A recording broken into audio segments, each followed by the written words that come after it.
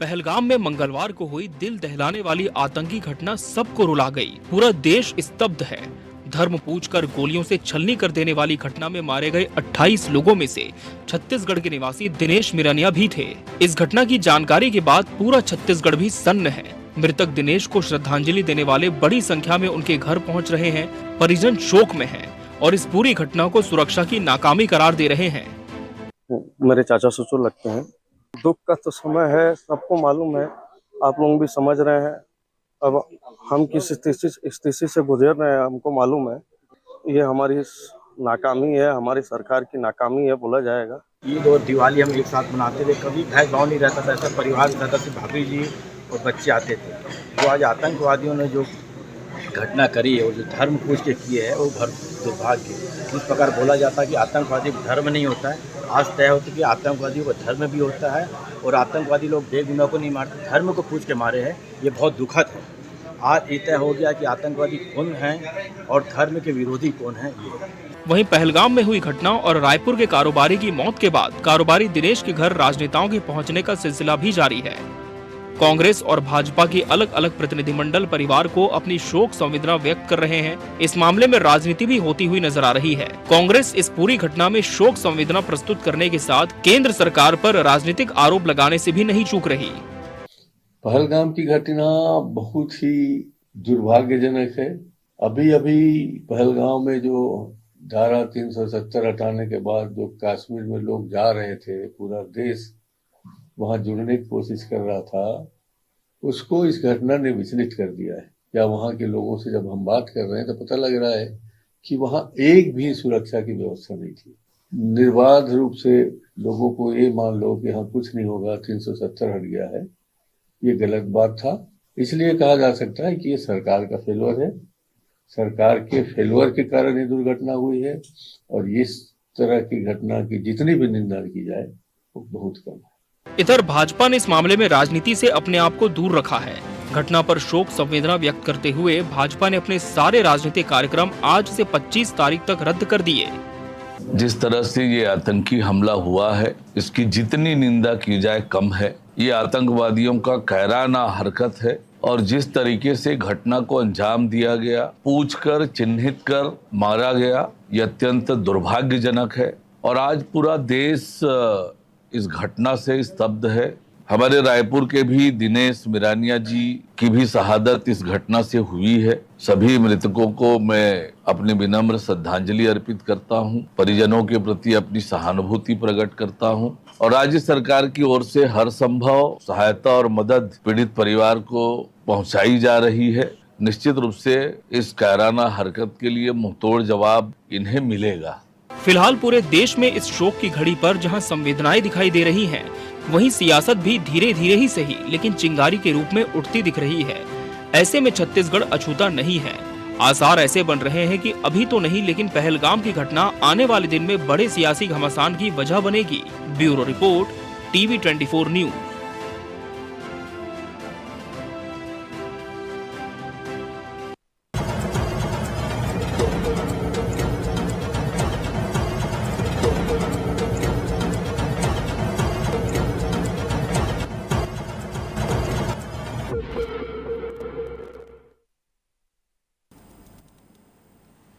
नमस्कार, मैं हूं मोहन तिवारी और आज के मुद्दे में आपका स्वागत है।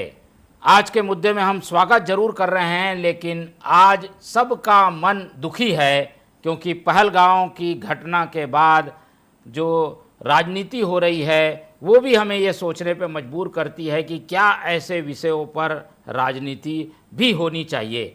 घटना को अभी 24 घंटे भी नहीं हुए हैं और घटना के जो जख्म हैं वो अभी कई सालों तक भरे जाएंगे, लेकिन छत्तीसगढ़ में इसकी राजनीतिक आंच अभी से धुएं की तरह निकलती हुई दिखाई दे रही है। छत्तीसगढ़ ने यहाँ के कारोबारी को खो दिया है और जैसे कि जानकारी आ रही है कि पूरे छत्तीसगढ़ से करीब 60 से अधिक लोग अलग अलग हिस्से में कश्मीर में अभी भी मौजूद है और वहाँ से अपनी वापसी का इंतज़ार कर रहे हैं। देश में क्या हो रहा है ये हम सब जान ही रहे हैं, लेकिन छत्तीसगढ़ में इसका क्या असर है, पहलगाम की घटना छत्तीसगढ़ में किस तरीके के असर डाल रही है, इसी पर आज चर्चा करेंगे। पहले मिल लेते हैं उन मेहमानों से जो इस चर्चा में हमारे साथ रहेंगे। हम बहुत स्वागत करेंगे हमारे स्टूडियो में इस पूरे मामले का राजनीतिक विश्लेषण समझाने के लिए मौजूद हैं वरिष्ठ पत्रकार प्रकाश चंद होता जी, बहुत स्वागत है आपका। हमारे साथ मौजूद हैं बीजेपी का पक्ष रखने के लिए गोपाल सामंतो जी, बहुत स्वागत करेंगे आपका। और कांग्रेस ने अपने आप को इस तरीके के डिबेट से ही अलग कर लिया है। हालांकि अभी हमने सुनाया नेता प्रतिपक्ष चरणदास महंत का बयान तो राजनीतिक है पर डिबेट में नहीं बैठेंगे, क्योंकि सवाल यहाँ कुछ ऐसे भी पूछे जाएंगे शायद जिसका जवाब कांग्रेस के पास नहीं होगा।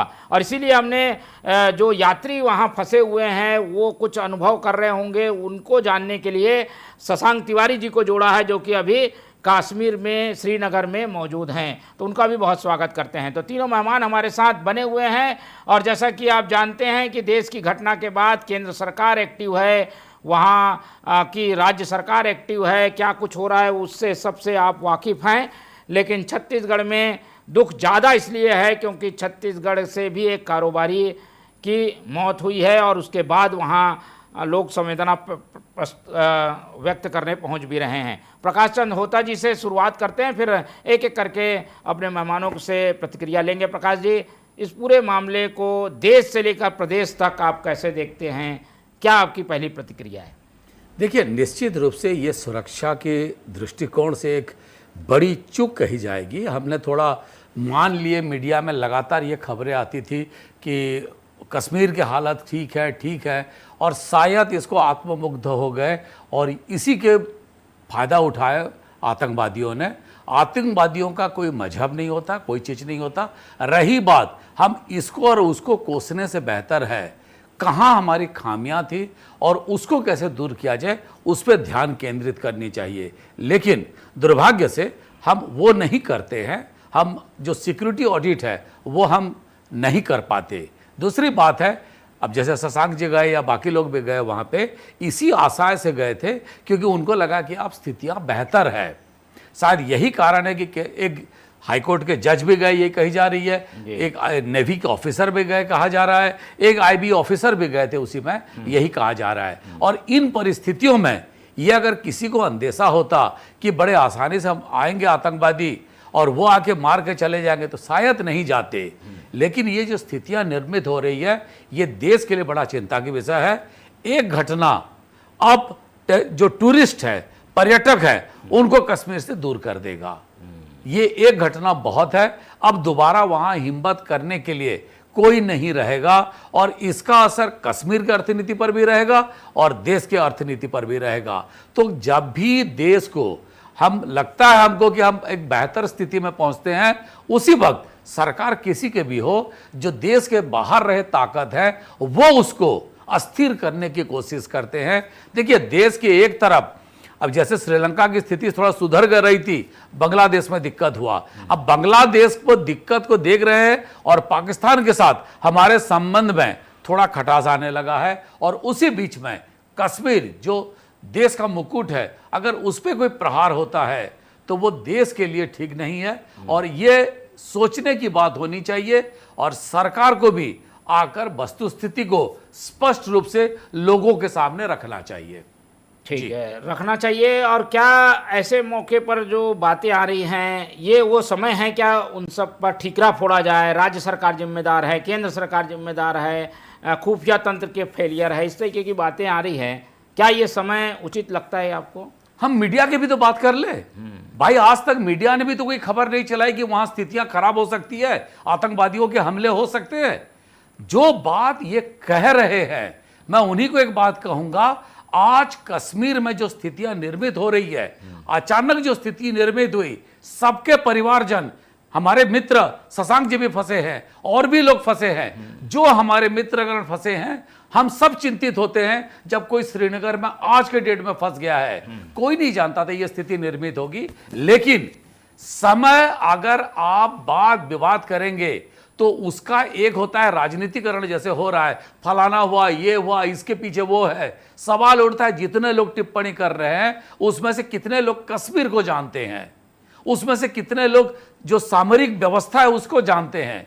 जब जिस जगह पे घटना हुई वहां पे क्या परिस्थिति थी, कहां से आतंकवादी आए, कोई नहीं जानता अभी तक कोई। इसीलिए मैंने कहा सरकार को वस्तुस्थिति रखनी चाहिए, उसके बाद राजनीतिक दल अपनी टिप्पणी करनी चाहिए। लेकिन हो ये रहा है कि हर व्यक्ति, कोई घटना जब हो जाता है तो हर व्यक्ति एक्सपर्ट हो जाता है और देश के जो चीजों पे वो बात करते हैं वो भूल जाते हैं। ये देश को मजबूती दिलाएगी कि कमजोरी दिलाएगी। लेकिन एक बात मैं जरूर कहूंगा, कश्मीर की पूरी जो अर्थनीति है या जो इकोनॉमी है वो वहां के पर्यटन पर निर्भर है, क्योंकि पहले से ही सेब और बाकी सब चीज हिमाचल और बाकी प्रदेश में चला गया।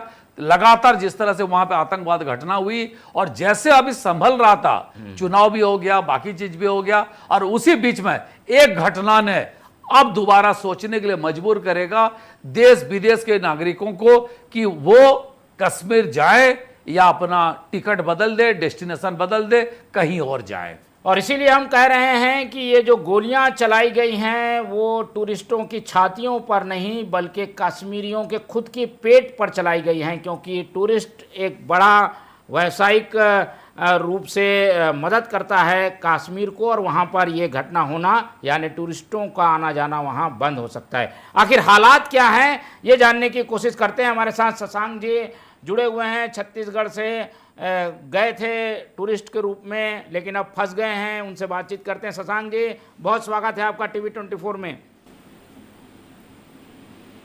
शशांक तिवारी जी, मेरी आवाज़ मिल पा रही है आपको?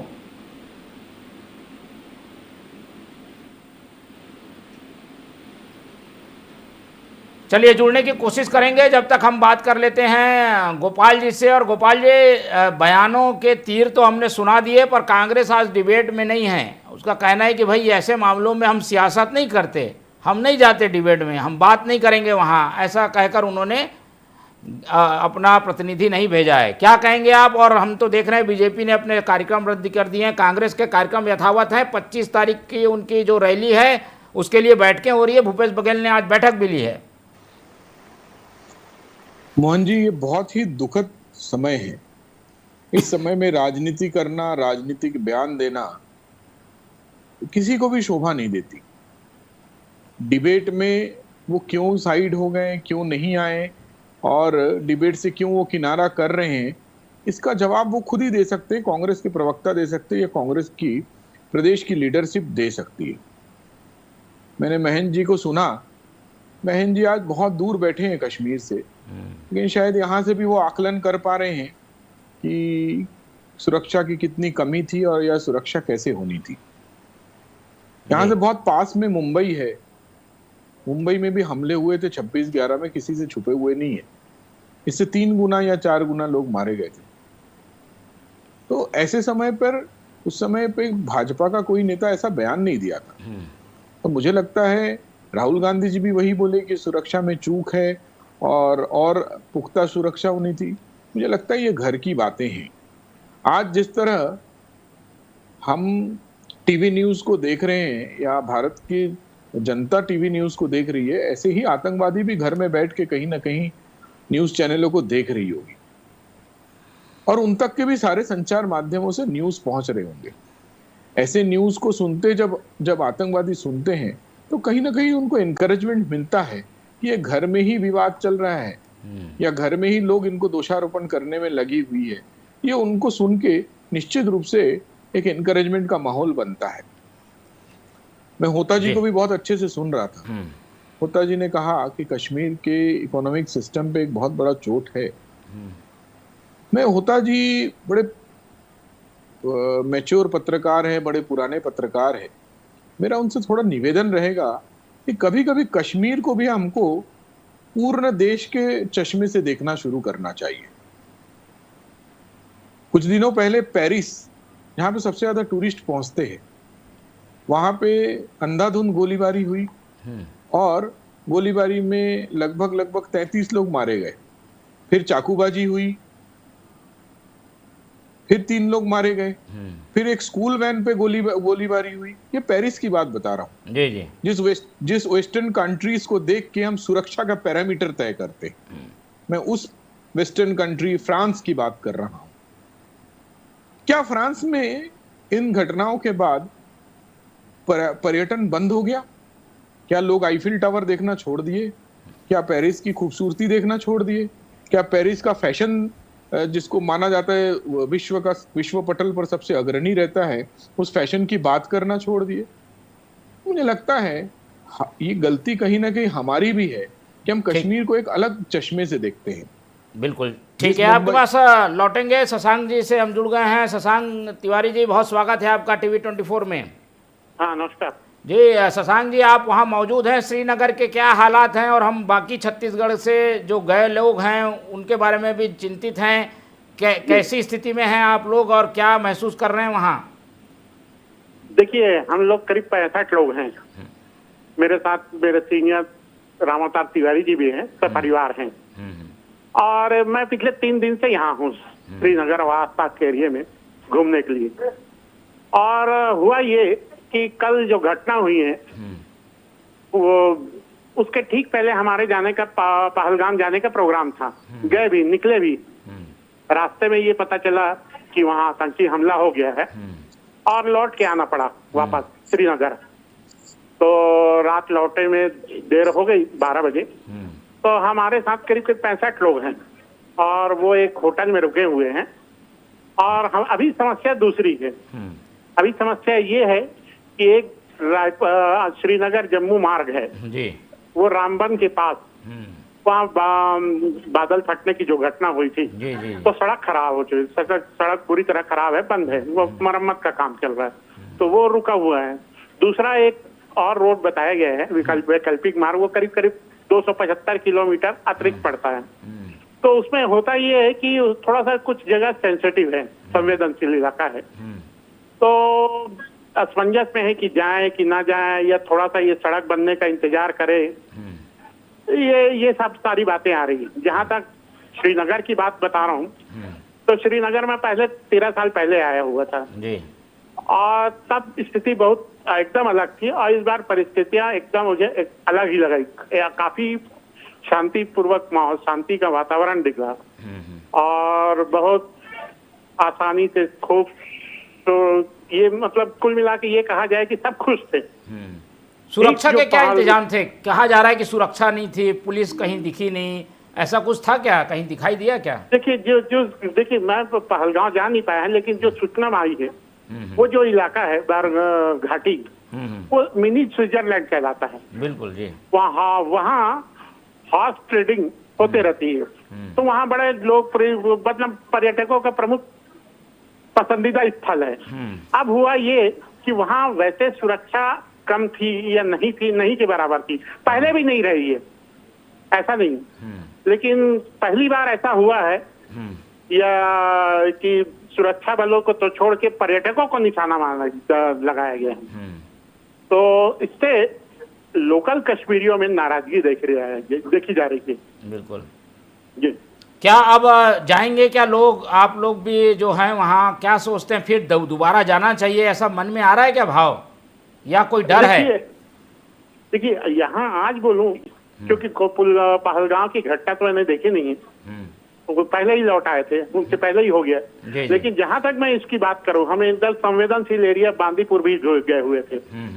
लोकल श्रीनगर में तो है ही, यहाँ एकदम माहौल पहले से एकदम बदला हुआ, या कुछ कहा जाए कि लोग कोऑपरेटिव नेचर के हैं। और मैं एक उदाहरण बता दूं कि 12 बजे रात को, चूंकि हम होटल छोड़ चुके थे, 12 बजे रात को हम दोबारा आए तो होटल वालों ने पूरे खाने का इंतजाम करके रखा था अपनी तरफ से कि किसी तरह की असुविधा ना हो। ये हम नहीं, पहलगांव में भी सारे टूरिस्टों के लिए वहाँ के होटल व्यवसायी आगे बढ़ के मदद कर रहे हैं। ये बात, ये कहने की बात है जी। नहीं, अब यात्री क्या दोबारा जाने के बारे में सोचेंगे क्या? आप क्या दोबारा जाना चाहेंगे क्या? इस घटना के बाद कुछ फर्क पड़ा है क्या सोच में? देखिए, अभी तत्काल में ये कोई ये कह दे कि तुरंत चले आए, खुद लोकल कश्मीरी मान रहे हैं। मेरी होटल व्यवसायियों से बात हो रही थी, कि वो इससे पर्यटन को बड़ा नुकसान हुआ है। एक बिल्कुल। तरह से वो उनके पेट में रोजी रोटी पर, रोजगार पर गोली चली है,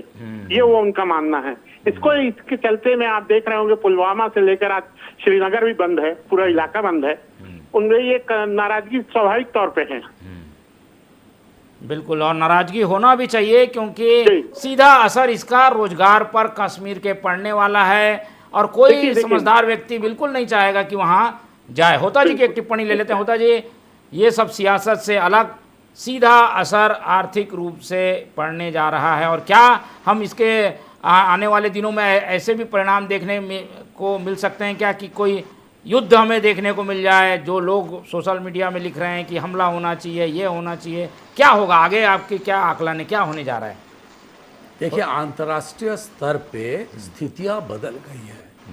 पहले जो था, दो अलग अलग विश्व हुआ करते थे और उसी से हम किसी ना किसी के पक्ष में रहते थे। अब यूनिपोलर यानी एक ही शक्तिमान है, वो है अमेरिका। दूसरा कोई उसके सामने नहीं है, ये सत्य है। लेकिन युद्ध का जो स्वरूप है वो बदल गया है। पहले युद्ध जो होता था, गोला बारूद सारे चीज का इस्तेमाल होता था। आज होता है आप आर्थिक रूप से कैसे चोट पहुंचाओगे। जो मुंबई में अटैक हुआ वो 123 लोगों को मारने का नहीं था, वो देश के आर्थिक राजधानी पर वो चोट करना था। वो तो यही बात कलकत्ता में भी कर सकते थे, चेन्नई में भी कर सकते थे, लेकिन देश की आर्थिक नीति में आप अगर विश्व स्तर पे वर्ल्ड लेवल पे देखेंगे, ट्विन टावर को उन्होंने क्यों गिराया? वो तो और भी चीज कर सकते थे। वही जो जिस प्लेन को लेके गए उसको तो पेंटागन के ऊपर भी गिरा सकते थे, उन्होंने पेंटागन पे क्यों नहीं गिराया? व्हाइट हाउस के ऊपर भी गिरा सकते थे। वो आर्थिक रूप से चोट पहुंचाना चाहते हैं। आतंकवाद की स्वरूप बदल रही है, और इस बात को लेकर मैं कहूंगा कि ये भी एक उसी हिसाब से प्रयास है कि एक राज्य, एक देश को, लोगों को उसको आर्थिक रूप से तड़पने दे, क्योंकि वो नहीं चाहते भारत प्रॉस्पर करे। वो लोग नहीं चाहते कि इस देश तरक्की के राहों पर रहे, साइंटिफिकली, मेडिकली, एजुकेशन के हिसाब से हर चीज से तरक्की करे, वो नहीं चाहते। तो लड़ाई का स्वरूप बदल रहा है, और उसी स्वरूप का एक हिस्सा ये रहा कि जो कल घटना हुई, और उसको लेकर अगर सुरक्षा बहुत बेहतरीन था तो ये बता देते रेस्पॉन्स सिस्टम क्यों नहीं था। देखिए, सच है, रेस्पॉन्स सिस्टम, हमने फौज पहुंचने में टाइम लगा, उस जगह के लिए मोटरेबल रोड नहीं था, और वहां पे अगर मोटरसाइकिल से पहुंच सकते या घुड़सवारी से या पैदल जा सकते थे। सभी लोगों ने कहा जब घटना हुआ और आतंकवादी आराम से चले गए, इसका मतलब है सुरक्षा के पर्याप्त प्रबंध नहीं था। अब ये बात जरूर कह सकते हैं, अंदेशा किसी को नहीं था। ठीक है, लेकिन उनके आतंकियों के निशाने में वहाँ का रोजगार है, ताकि कश्मीर में असर पड़े और सरकार का फेलियर दिखाई दे, ये कोशिश जरूर रही है। गोपाल जी को जोड़ना चाह रहे थे इस पूरी बातचीत में। गोपाल जी, देखिए, मुझे लगता है सुरक्षा का फेलियर का मामला बहुत जल्दबाजी है, क्योंकि कई बार क्या होता है कि हम, जैसे कल खबरें आ रही थी कि जिस जगह पे हमला हुआ उस जगह पे केवल पैदल जाया जा सकता था या घुड़सवारी में जाया जा सकता था। और अभी हम शशांक तिवारी जी को सुन ही रहे थे, उन्होंने कहा इस बात को कि 13 साल पहले का माहौल और अभी के माहौल में बहुत जमीन आसमान का फर्क आ गया है। आतंकवादी घटना, मैंने जैसे पेरिस का जिक्र किया, कुछ दिनों पहले लॉस एंजलिस में, यूएसए में, जैसे अभी होता जी कह रहे थे कि दुनिया का सर्वशक्तिमान अमेरिका है, कुछ दिन पहले लॉस एंजलिस में एक घटना घटी। लॉस एंजलिस के बाद लास वेगास में एक घटना घटी, कैलिफोर्निया में कई घटना घटे पिछले 1-2 साल 3 साल में। मुझे लगता है उस हिसाब से तो भारत में बहुत, पुलवामा के बाद पहला आतंकवादी हमला है ये।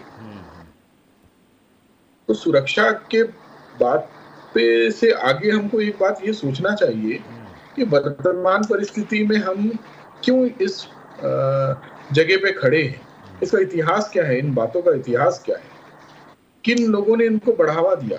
ठीक है, हम बात करते करते शायद ये भी भूल जाते हैं, या कई बार हम इसको इग्नोर कर जाते हैं कि आतंकवादी कहाँ से आ रहे हैं, कौन से देश से आ रहे हैं, कौन से लोग हैं इनको जो स्पॉन्सर कर रहे हैं। आतंकवाद को अगर आप संधि विच्छेद करेंगे तो ऐसे समस्त लोग जो आपके मन में भय या आतंक लाते हैं, और आज बंगाल में भी कुछ दिनों पहले जो मुर्शिदाबाद में घटना घटी, वो भी एक तरह का आतंकवाद ही है। उसको भी देख के लोग आतंकित हुए, लोग भयभीत हुए। उसमें तो कोई सुरक्षा की चूक नहीं थी। ठीक है, सुरक्षा के चूक पर हम बाद में जाएंगे, लेकिन ऐसी मानसिकता को भी रोकने की जरूरत है जो कि इस तरीके की आतंकवाद की भावना को लेकर आते हैं। एक आखिरी टिप्पणी शशांक जी से ले लेते हैं। शशांक जी, अब आप लोग की सुरक्षित वापसी का क्या कुछ प्रबंध हुआ है, बातचीत हुई है क्या? कुछ आप लोगों को लाने के लिए कुछ सरकारी मदद हो पा रही है क्या? देखिए क्या है, हमारी सबसे बड़ी समस्या ये है जो ये मैंने शशांक पहले जी, बताया। होता जी भी कुछ पूछ रहे हैं, होता जी का सवाल। शशांक जी, ये बात आ रही है कि अचानक वहां से, क्योंकि एक्स्ट्रा इंडिगो या इंडियन एयरलाइंस हो, जो भी फ्लाइट जा रहे हैं उसका रेट अनाप शनाप बढ़ा दिया गया 50,000 है। हो गया है। फायदा उठाने के लिए वो आपदा में अवसर ढूंढ लिए हैं। ठीक है। और कई गुना रेट बढ़ा दिए हैं। तो ये कहां तक सही है क्या, और अगर इस तरह का खबर सही है तो तर्कसंगत है क्या? आपका कहना एकदम सही है कि ऐसा हुआ था, सनाप रेट बढ़ गया था, लेकिन उसको भी कंट्रोल किया गया है। 14,000 से ज्यादा आप नहीं लेंगे, तो इस तरह की बातें आई हैं। बिल्कुल, ये है। और आप लोग वापस दो कैसे तीन आने का सोच रहे हैं? वापस आने का ये सोच रहे हैं कि वो कुछ हद तक सीएम से आज बात हुई है, विष्णुदेव साय जी से, और अलग अलग पुलिस के अधिकारियों से बात हुई है, लोकल टच में है। एक जो वैकल्पिक मार्ग है, चाहे उससे कर दे या फिर फ्लाइट का कोई व्यवस्था हो जाए, या फिर ये सड़क जो है वो बन जाए, तो कुल मिला के एक दिन में कम से कम स्थिति स्पष्ट होगी कि हम कैसे जाएं।